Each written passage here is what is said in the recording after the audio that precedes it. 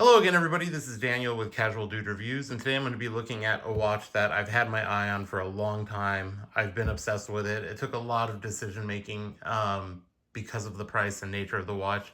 So we'll talk about that in a second. For those who know, I've kind of talked about it on this channel before.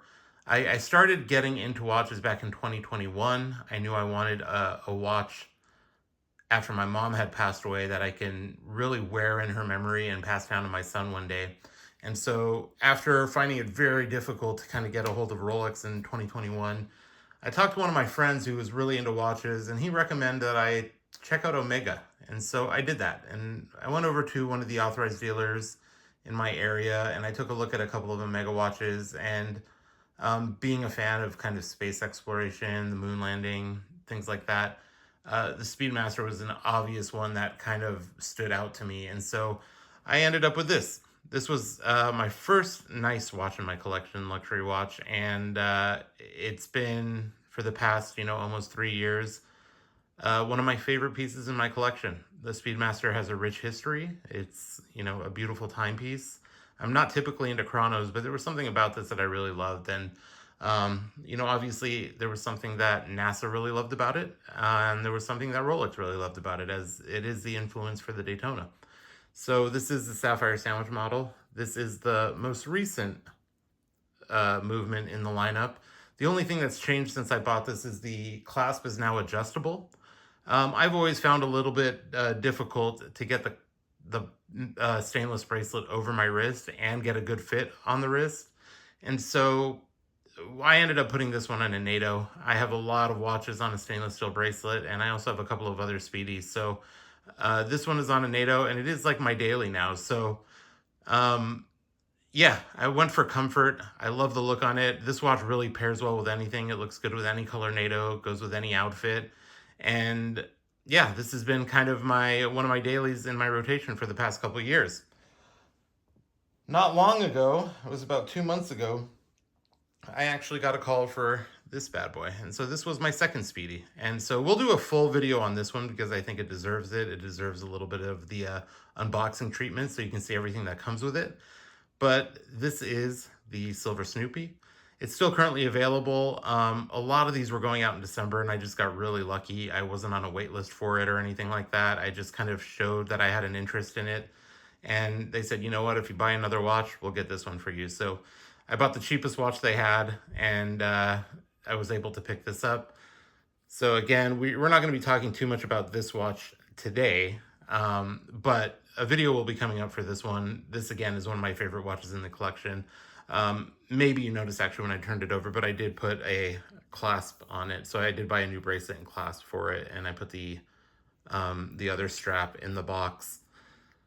Who knows what's going to happen with this watch in a few years. Again, rumors are that it might be discontinued this year, but I wanted something that I knew I could safely wear. And so we got a similar looking strap, but we got it with the clasp. And so beautiful piece. But how do you one up a Silver Snoopy? That's what we're going to talk about today. That's what's in this box. And so this watch, you've probably already seen the description. You might have even searched for it, is the Moonshine Gold, the Moonshine Gold Speedmaster with green dial. And this was a piece I just really couldn't get out of my head for the past couple of years. I knew it was something that I really wanted. Now, the price tag retail on this today is $41,600 US dollars. And as of recording this video, by the end of the week, it's supposed to go up another 2 or 3%. And so I wanted to jump on it. You may have noticed that I have been posting a lot of Rolex videos lately. I know I even took a little bit of critique for posting one that did have the bezel cover on, and so I do apologize for that. But the reason I pumped those out is because I was trading those watches for this one. I didn't want to spend the $41,000 out of pocket. 80 prices were a little bit lower, but not really where I wanted it. And so this piece, which we're going to show you now, is available at retail between $38,000 and $41,600 right now. Again, slated to go up, but you can easily get this on the secondary market, or you can even get it from a dealer for a lot less. And so average pricing I'm seeing right now is between $30,000 and $33,000. Still very expensive for a watch, but considering it's a full gold watch, precious metal watch, It's a fairly reasonable price. And so we're going to go ahead and take a look at it now.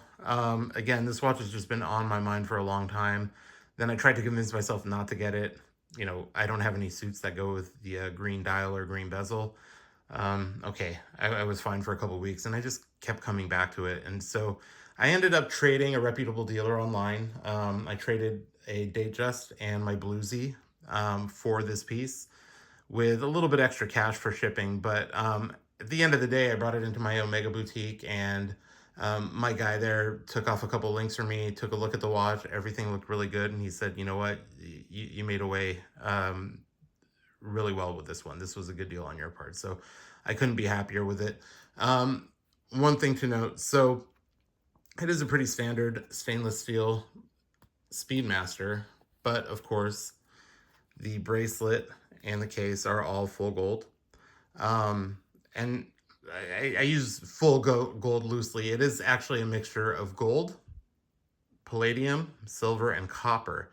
And so compared to the Rolex, I don't know if you took a look at the video that I had posted yesterday with the Bluesy, it's a lot more muted than the gold Rolex uses. And Rolex always use polished gold in their watches, whereas this is brushed. And so what I like about that is it's not going to show scratches really easily.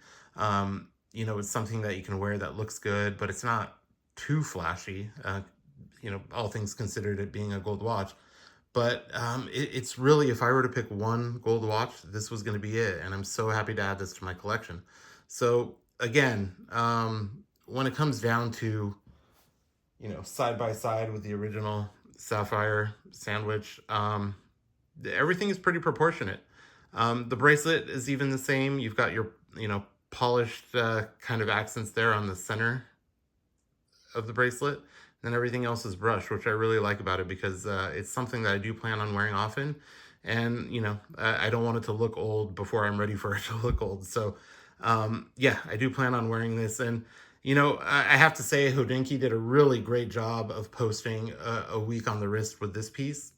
And one thing I noticed is that in every shot, he was wearing it very casually. And, you know, sometimes when you want to pick up a gold piece, you say, oh, am I going to wear this with a suit? Am I only going to wear it to special events? And after watching that video more times than I can count, I decided, you know what, I can just wear this casually. There's nothing wrong with that. Insure it, wear it often, enjoy it, because this kind of is the centerpiece of my collection now.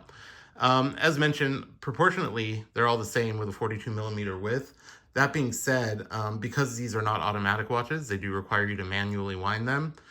They are pretty low profile, and they actually wear a lot slimmer than some of my watches that are 39 or 40 millimeters. So if you think 42 is too big for you, definitely try it on still. I do have a 7.75 inch wrist, and these watches look like perfect on me. I wouldn't want to go any bigger. I wouldn't want to go any smaller.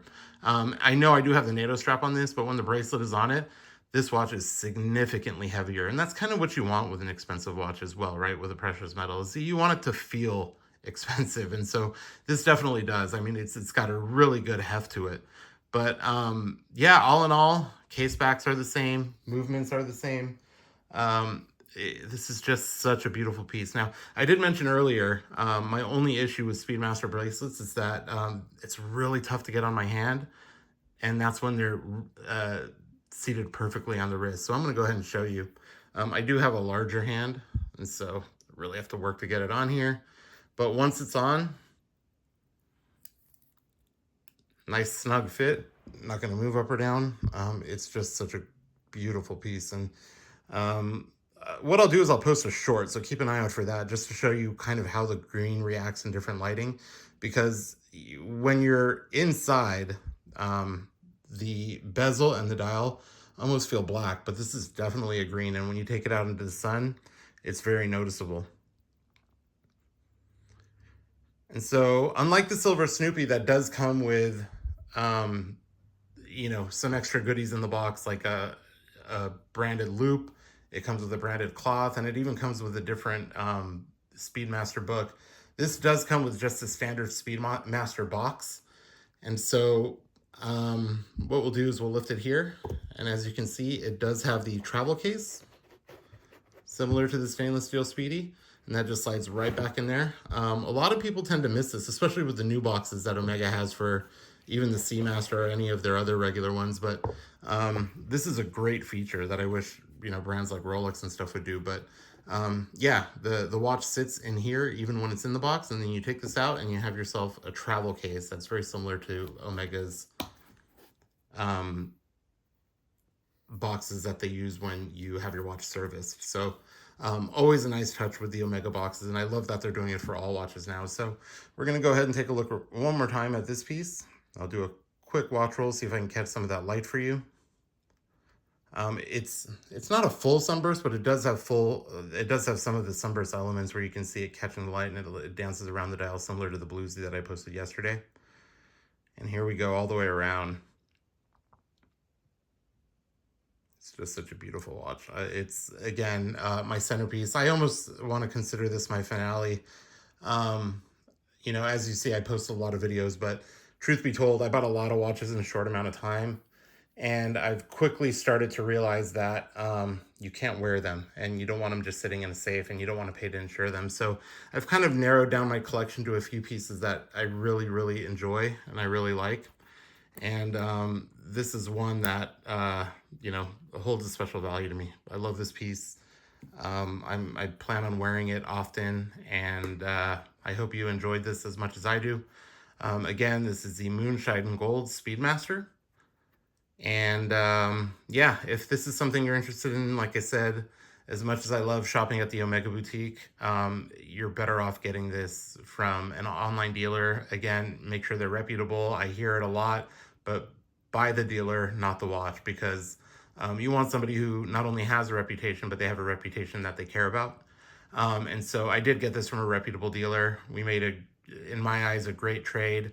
I know this has been sitting with him for a while, and so I traded him a couple of popular Rolex pieces that I knew he can move a lot quicker, and I got the watch of my dreams. So thank you so much for watching, everybody. And just a quick note, I do look at the comments on some of the videos, and you know, I don't do this for a living. I do it for fun. My goal is to share my amazing collection with you, both for watches and some of my, you know, Louis Vuitton and Gucci accessories, stuff like that. I am really just a casual guy, and I do this for fun. And so I'm always open to recommendations. I hope you guys can post constructive feedback with kindness, because I do listen to it, and I do want to make sure that I'm providing value to, you know, watch fans and things like that. But I hope you do enjoy my channel. I will continue to make it better. I don't typically have a lot of time to do these, but I want to make sure I'm able to share some, you know, amazing pieces with you that I do have in my collection. So thank you so much for watching. I really appreciate it.